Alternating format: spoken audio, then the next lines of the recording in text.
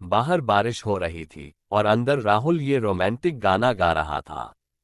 हाथों में गर्मा गर्म अदरक वाली चाय का प्याला, रात का सन्नाटा और हमदम का साथ, शायद इसी को जन्नत कहते हैं। खुद की सोच पर ही सोनिया मुस्कुरा दी। राहुल वाकई बहुत अच्छा गाना गाता था। उसका गाना माहौल को और भी ज्यादा खुशनुमा बना रहा था। गाना समाप्त हुआ तो राहुल ने दाद की चाह में सोनिया की ओर देखा। सोनिया ने भी अपने खास अंदाज में उसके गाने की तारीफ की। यूं ही हंसी खुशी में दोनों चाय पी रहे थे। तभी सोनिया ने मजाक में राहुल से पूछ लिया कि ये गाना वो किस लड़की के लिए गा रहे थे, तो उसने भी नाटकीय अंदाज में कहा, है कोई, तुम्हें क्यों बताऊं? ओह मत बताओ, मुझे भी सुनने में कोई इंटरेस्ट नहीं है। सोनिया ने भी इतरा कर कहा, तो हरीश की हंसी छूट गई। वो हमसे यूं रूठ जाते हैं बार बार कि उन्हें मनाने में हमारे आंसू बहते हैं जार जार। डॉट। राहुल ने उसे मनाने के लिए जोड़ तोड़कर शायरी बना ली। उस पर सोनिया ने भी अपनी तरफ से जोड़ दिया। बड़ी ही फालतू शायरी करते हैं आप, ऐसे ही बस कुछ भी कहते हैं आप। डॉट। सोनिया के इस शेर पर दोनों खिलखिलाकर हंस पड़े और फिर बातों में मशगूल हो गए। तभी सोनिया उठी और अचानक ही नीचे की ओर भागी और गार्डन में जाकर भीगने लगी। राहुल ऊपर से ही उसे भीगते देख रहा था।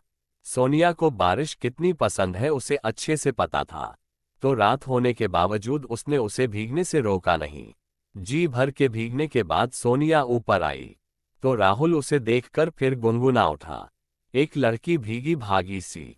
सोनिया ऐसे ही गीली उसके सामने चेयर पर बैठ गई। नीचे बारिश में हंसते हुए नाचने वाली सोनिया अचानक ही गंभीर हो गई। उसे बीमार होने का कोई अड़ा नहीं था। राहुल ने उसे कपड़े बदलने को कहा तो वो बोली, राहुल अब तुम जब तक मुझे उस लड़की के बारे में नहीं बताते, मैं ऐसे ही सारी रात यहाँ गीली की गीली बैठी रहूंगी। मैं अगर बीमार पड़ गई तो याद रखना इसके भी जिम्मेदार तुम ही होंगे।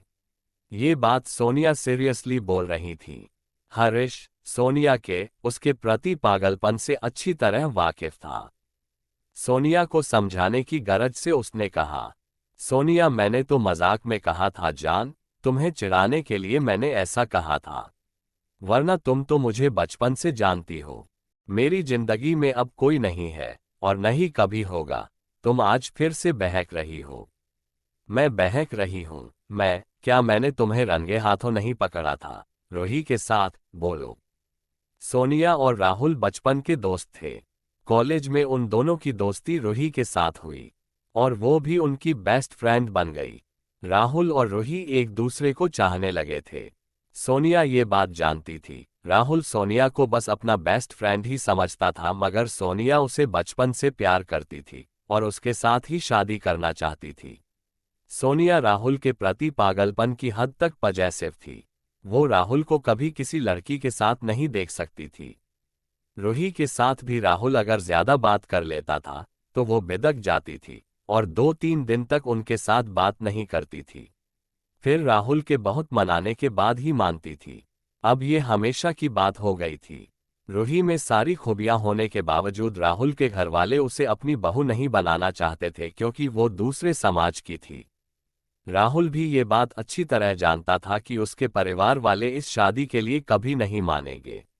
रूही भी समझदार थी, इसलिए दोनों ने समझदारी दिखाते हुए अलग होने का फैसला कर लिया और सोनिया का रास्ता साफ हो गया। उसने साम दाम दंड से राहुल से शादी रचा ली। शादी के बाद भी सोनिया का यही हाल था।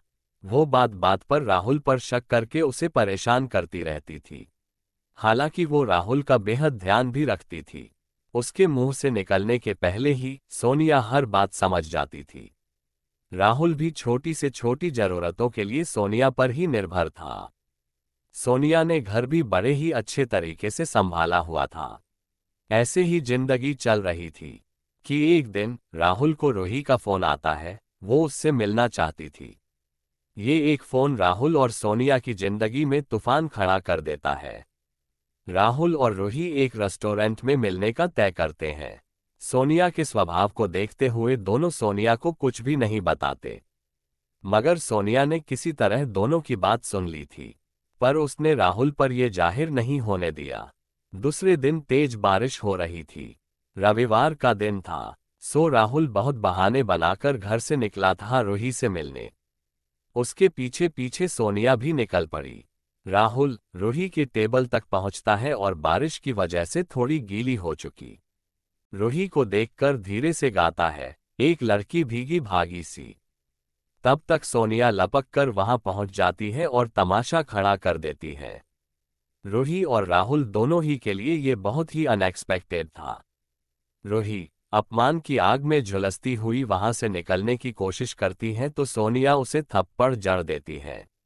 अब राहुल का भी संयम जवाब दे जाता है और वो भी सोनिया को थप्पड़ मारा देता है। सोनिया भुनभुनाती हुई वहां से चली जाती है। रूही भी बिना कुछ कहे वहां से निकल जाती है। घर जाने की बजाय राहुल अपने फ्रेंड के घर चला जाता है और यहाँ घर पर सोनिया खतरनाक कदम उठा चुकी थी। राहुल, बोलो, कुछ है कुछ तुम्हारे पास बोलने के लिए? सोनिया की तेज आवाज से राहुल भूतकाल से निकलकर वर्तमान में आ जाता है। मैंने तुम्हें तब भी समझाया था सोनिया, और आज भी वही बात कहूंगा कि तुम्हें बहुत बड़ी गलतफहमी हो गई थी। हम दोनों के बीच संबंध कब के खत्म हो चुके थे। वो सिर्फ एक फ्रेंडली मुलाकात थी। सिर्फ तुम्हारे सवालों से और पागलपन से बचने के लिए हमने तुम्हें नहीं बताया था। हर साल जब भी बरसात होती है तुम ये हरकत जरूर करती हो सोनिया। अब बस भी करो यार, 3 साल हो गए हैं उस बात को, अब मैं तंग आ गया हूं तुमसे, राहुल ने कहा। मुझसे तंग आ गए हो ना, तो लो मैं जा रही हूं, और इस बार तो पक्का कभी भी नहीं आऊंगी दोबारा, देखना। तुम बुला बुला कर थक जाओगे, पर मैं नहीं आऊंगी, सोनिया ने गुस्से से कहा। तो जाओ ना, किसने रोका है? हर बार यही कहती हो और फिर वापस आ जाती हो। इस बार नहीं आऊंगी, कहते ही सोनिया ने बालकनी से छलांग लगा दी। सोनिया का शरीर नीचे निष्प्राण पड़ा था, बारिश में भीगता हुआ। ठीक उसी दिन की तरह रेस्टोरेंट से गुस्से में निकली सोनिया ने घर आकर आत्महत्या कर ली थी। राहुल के घर आने तक उसका शरीर ऐसा ही भीगता रहा। नौटन की बाज कहीं की। 6 साल से हर बार बारिश के मौसम में एक बार जरूर आती है और हर बार लड़ाई करती है और फिर कभी ना आने का फैसला करके चली जाती है। चलो अब अगली बारिश तक रास्ता देखूंगा पगली का।